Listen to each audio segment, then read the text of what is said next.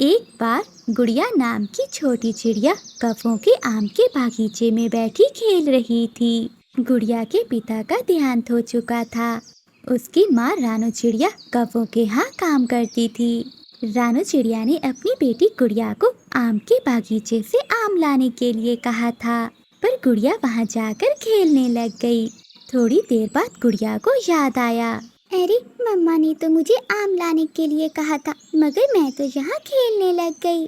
फिर गुड़िया जल्दी से आम तोड़ती है और कौवों के घर जाती है और वो अपनी माँ को आम दे देती है। गुड़िया बेटी, मैंने आपको कब से आम लाने के लिए कहा था, मगर आप अभी आ रही हो। इतनी देर कहाँ लगा दी? माँ, मैं भूल गई थी। इतनी देर में मालकिन गोरिका भी रसोई में आ जाती है। अरे चिड़िया, अभी तक तूने आम की चटनी नहीं बनाई? कितना समय हो गया है, कालू जी भी आ गए हैं। तुझसे एक भी काम ठीक से नहीं हो पाता है, चल जल्दी कर। गोरिकावी की बात सुनकर रानू चिड़िया जल्दी से आम की चटनी बनाती है। थोड़ी देर बाद रानू चिड़िया अपना सारा काम करके वहाँ से जाने लगती है। तभी रानू देखती है कि गुड़िया कालू कौवा और गोरिकावी को भोजन खाते हुए देख रही है। अरे छोटी चिड़िया, कैसे देख रही है? चल भाग यहाँ से, नजर लगाएगी क्या हमें? रानू चिड़िया गुड़िया को वहाँ से बाहर ले जाती है। मम्मा, गोरी आंटी के घर कितने मजे का भोजन बनता है, तुम क्यों नहीं बनाती ऐसा भोजन? गुड़िया बेटी, आपको तो पता है कि हमारे पास इतने पैसे नहीं हैं कि हम ऐसा खाना खा पाएं।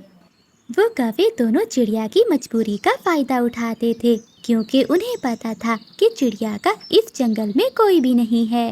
रानू चिड़िया और गुड़िया अपने घर के लिए निकल जाते हैं। थोड़ी दूर जाने पर गुड़िया को एक पेड़ के नीचे डॉल नजर आती है। माँ, ये देखो डॉल, भला इसे यहाँ कौन रख के गया होगा? माँ, मैं इस डॉल को ले लूँ, मेरे पास तो एक भी डॉल नहीं है। गुड़िया, न जाने ये डॉल किसकी होगी, तुम ले लो, अगर कोई लेने आए तो तुम उसे वापस कर देना। गुड़िया वो डॉल उठा लेती है।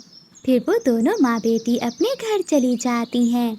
शाम को गुड़िया अपने घर के बाहर बैठी अपनी डॉल से बातें कर रही थी।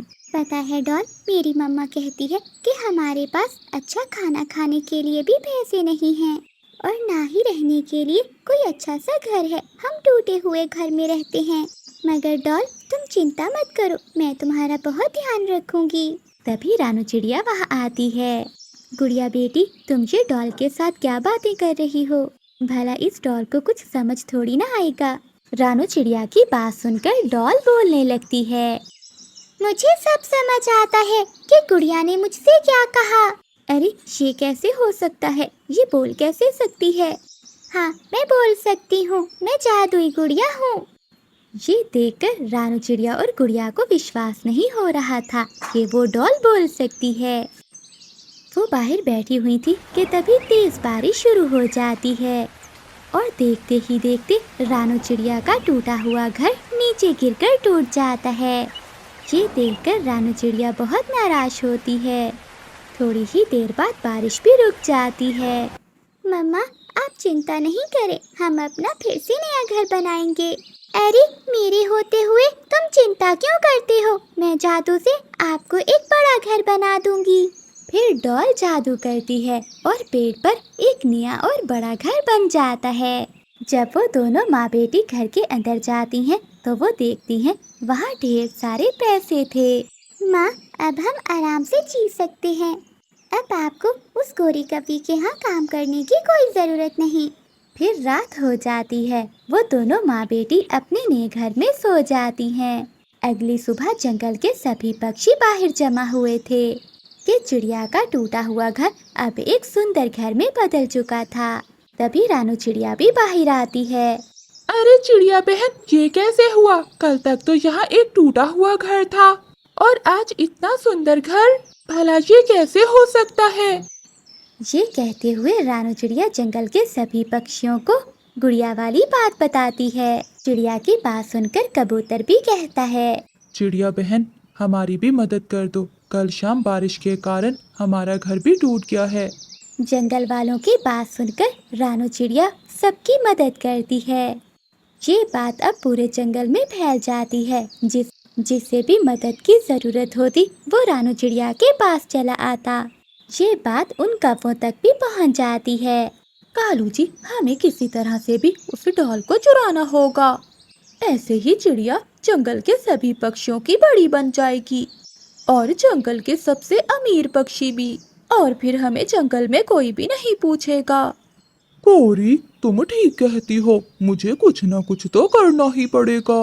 रात को जब रानू चिड़िया और गुड़िया अपने घोंसले में सो रही होती है तो कालू कौवा खिड़की के रास्ते से आकर वो डॉल उठाकर वहाँ से भाग जाता है। गोरी कौवी डॉल को देखकर बहुत खुश होती है। लाओ कालू जी, ये डॉल मुझे दो।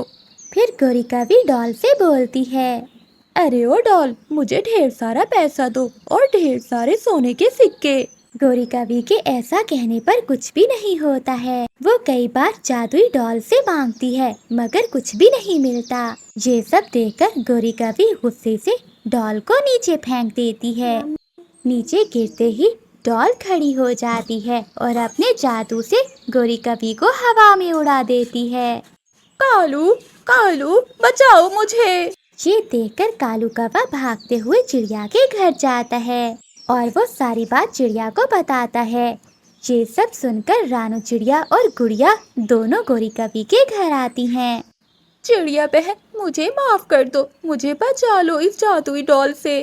आज के बाद मैं कभी ऐसा नहीं करूंगी और किसी भी गरीब पक्षी का फायदा नहीं उठाऊंगी। फिर गुड़िया उस डॉल से कहती है, मेरी प्यारी डॉल, गोरी आंटी को माफ कर दो। गुड़िया के ऐसा कहते ही गोरी कौवी नीचे आ जाती है। गोरी कौवी फिर से माफी मांगती है। फिर गुड़िया अपनी डॉल लेकर अपनी मामा के साथ अपने घर लौट जाती है।